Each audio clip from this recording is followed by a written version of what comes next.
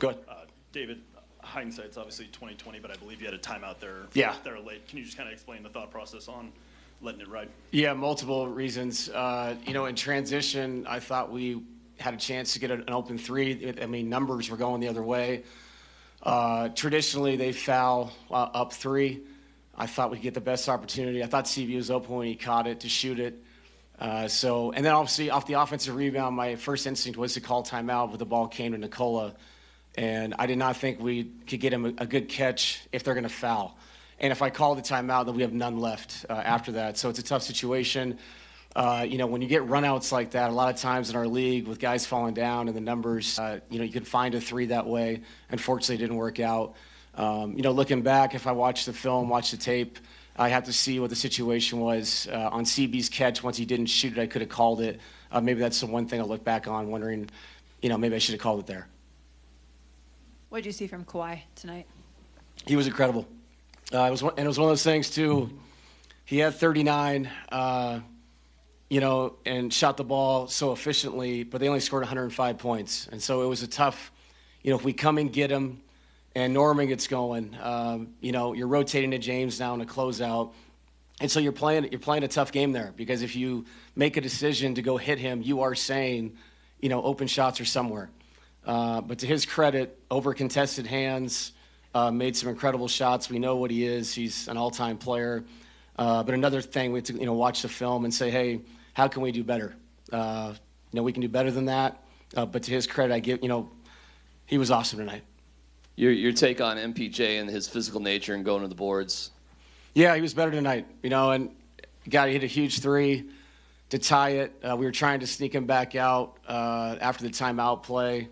Obviously Michael really stretches the floor, and the way that they were guarding, bringing 3 and 4 people to one side of the court. We have to find a way to make Mike an impact player in those situations if they're willing to leave and rotate, and we can do better. Looking at the tape, I thought we did a better job in game 1, and in game 2 they made adjustments, and we have to look at it and find a way to make Mike an impactful player if that's how they're going to guard. David, how much does it hurt just losing home court advantage, leaving here 1-1 instead of 2-0? I thought this series would be like this.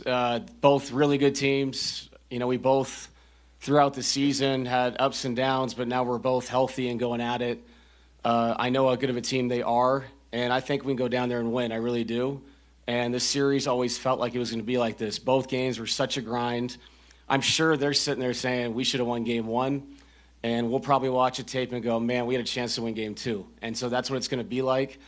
And we have to bring our focus, be connected, take the day tomorrow to get mentally right, physically right, prepare, fly to LA and get a win.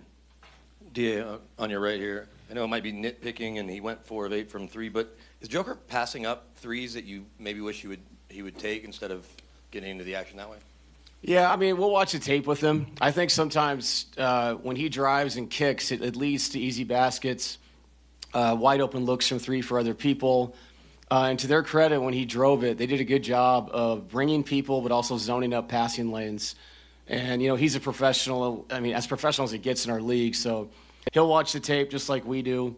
And if he feels like to win the next game, he's got to take more shots. I know he will. But, again, he had a triple-double. It flipped the script. Kawhi had 7 mistakes last game. Nikola did this game with all the different defenses being thrown at both players. So we'll help him, see the tape so he can play in space better and make the decisions he wants to make. Kind of piggybacking off of that, what went into your decision to play Nikola the entire second half? Yeah, we started the fourth, and I asked him, how he was feeling. The original plan was to play him the first couple minutes of the fourth, first 2 or 3 minutes, get him out to finish. But we made a run, and the intensity was high, and it felt like that group had a lot to give, rest defensively. And it was the same thing with Christian. I brought Christian in later than I wanted to, but that group was rolling a little bit, and then Mike came in for Peyton and, made an impact offensively. So it just didn't feel right to take him out. Obviously, there's communication going on with him. Where you at? How you feeling? Same thing with Aaron, running in that whole quarter. So it just felt like that kind of game, man. Like we had a chance right there. I didn't want to take him out. They go on a 6-0 run. Now I'm calling timeout. I got 1 left with 6 minutes to go. So it just was a feel thing for me. Coach, do you feel now that you've seen them twice, the Clippers, and know what they can present, does it make it a little bit easier in a way for the game 3 that you know some of their strategies and know how to prepare for them? Yeah, for sure. And I think on the flip side of that is, hey, what worked in game 1 didn't work in game 2 for us in certain ways. And we have to take a look at that and not necessarily change everything, but just do it better.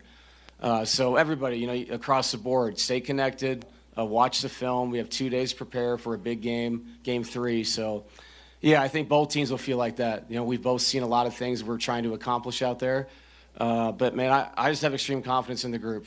And like I've been saying, you know, since I took over this thing, just stay connected, ups and downs. You know, we're going to see a lot of different things in the playoffs. This is a high level series. And we knew that coming in. And I'm excited for game 3. Thanks, Coach.